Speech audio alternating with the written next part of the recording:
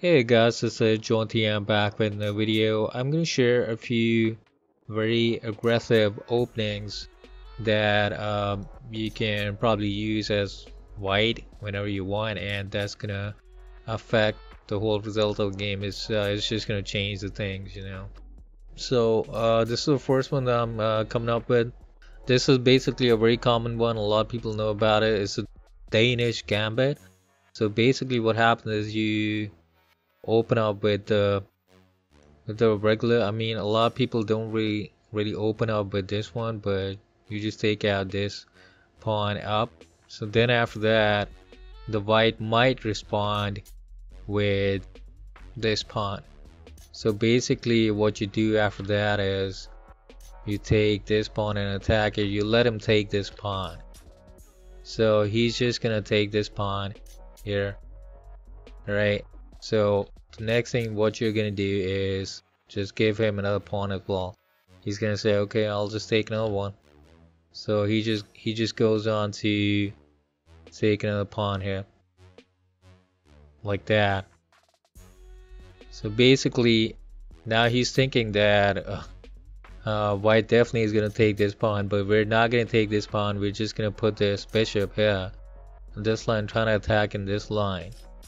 Alright, so he's just gonna think that, wow, I mean, I'm getting a lot of pawns today. And now we can actually take, now what he does is take this pawn and we can actually take this pawn here as well. So now what we're looking at is we have a very good attacking angle here. Like two of the bishops are really free to attack in these directions, and we've got a clear line of sight for the queen. We actually have a lot of openings here that we can use. The queen can be protected on this side. So basically this is a very aggressive move that opens up your pieces in the start of match. I don't really recommend this for everybody because, you know, this can actually go against you as well, because you're just a couple of a few pawns down, and if black is smart enough that he can actually, you know, win from this situation as well. Alright, so now I'm talking about another type of gambit. It's a Cochrane Gambit. Let's talk about this one. Let me just reset the board here a little bit. Here we go. Basically what happened is white starts with this pawn here, and black actually responds with this pawn here as well. So next step is you take your knight here. Now obviously he's gonna try and save his pawn, or maybe not. Right, so after that the black is gonna use this knight here. This is a pattern defense where he just didn't bother with this one.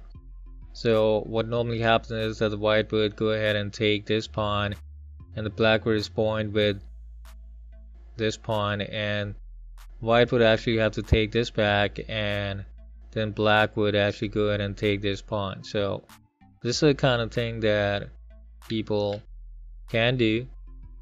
Now instead of that, let's just change it up a little bit. So basically we were at, again, let's just move it this,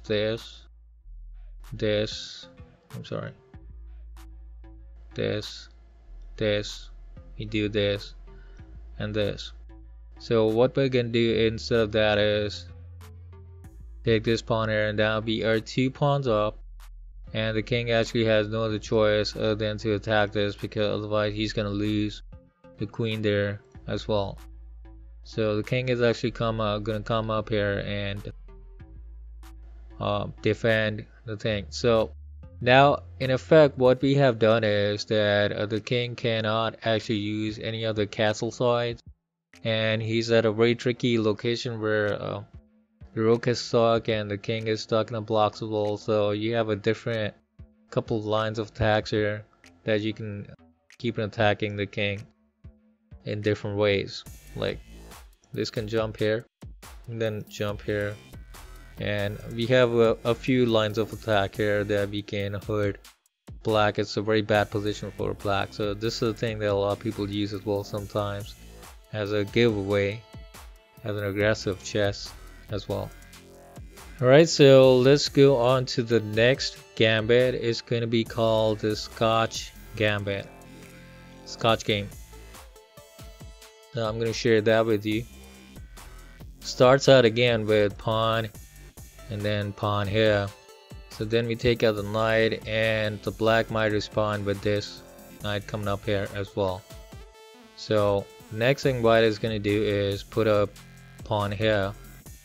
So obviously now what the black is going to do is he can actually take this pawn, and he's not going to have any problems because his knight is defending this. So the next thing we can do is the white is going to play this bishop here. So this puts white in a very strong attack position where he can actually, you know, attack black different angles. Right, so next line of attack is the King's Gambit. Just go ahead and see. Alright, so basically it starts with the e4 as well, and then after that you have black covering up this one, and then you put up another pawn here. On this side you easily try to give up this pawn because he can actually take this pawn here very easily. So the pawn would go ahead and take this one. Now what we can do is we can put up a knight here to f3. Now basically what happens is that this gives you a control of the center here. This pawn is out of the way, and then later on what you can do is you can put up a bishop here, and you can use different strategies here because now you are free to use this one as well. So it just clears the line of sight for you. So later on some people, what they decided, they want to save this pawn, right? So they try to bring up this pawn here just to like save this pawn. So what we can do after that is we put up a pawn here, and what they could do is they can probably forward this pawn a little bit, and we can put the knight here. Then we can actually again get our bishop involved. Another variation in this is that instead of, you know, doing that, you can just take out the bishop here. The pawn is obviously gonna come up a little bit forward to attack the knight. White is just gonna castle on the king side like that, and he's pretty much gonna give up the knight here. So the pawn is gonna take the knight, queen is gonna take this pawn. So all of a sudden, if you look and notice that the queen side is a little bit short of pieces, white has a very clear line of attack here.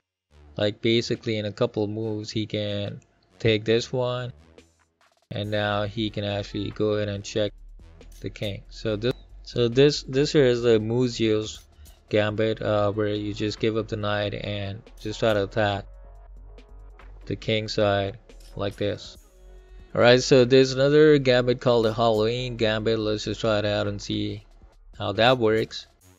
So after that, the black could bring in the pawn to e5. The white would take out the knight here. Now the black could take out the knight here.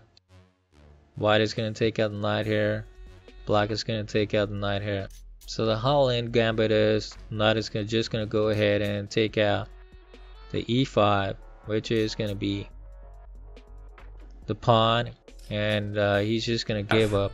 So knight is definitely going to go ahead and take out this one, and black is going to take this pawn here and attack the knight here. So knight is probably going to come back here. So basically white can keep on pushing forward using the pawns. After the black might again move the knight here on this side. Then there's going to be another pawn here. Force the knight here on this side. And then there's going to be another development. So you can see that the three pawns are just drastically developing the position for white. So now you can see that this knight here is trapped, like he can't really go anywhere else other than to give up this material, and white has a very good position. So a lot of times if people don't really play this perfectly, then they do actually end up losing their material as well, and then after that white is in a very good position and in the control of the match. Alright, so let's look up at another opening from black's perspective. Let's go ahead and fix the pieces. I think everything is good. It's called a Latvian Gambit. So white is going to start with the pawn to e4. Black is going to reply with the pawn e5. Knight is going to go from f3. And after that reply with the pawn to f5. So now as you can see that we are trying to give up this pawn, but we have some openings here that we can utilize later on, and basically that gives us some direction as to attacking the queen on the other side. Alright, so another aggressive move is a fried liver attack. Let's just go ahead and discuss that. So basically you're going to start with the same two moves: pawn here, knight f3, knight c6. We put up a bishop to c4. So now black might respond with the knight to f6. So basically what white does is white plays this knight here, because this plays is open, and he can actually in the next move attack this pawn here.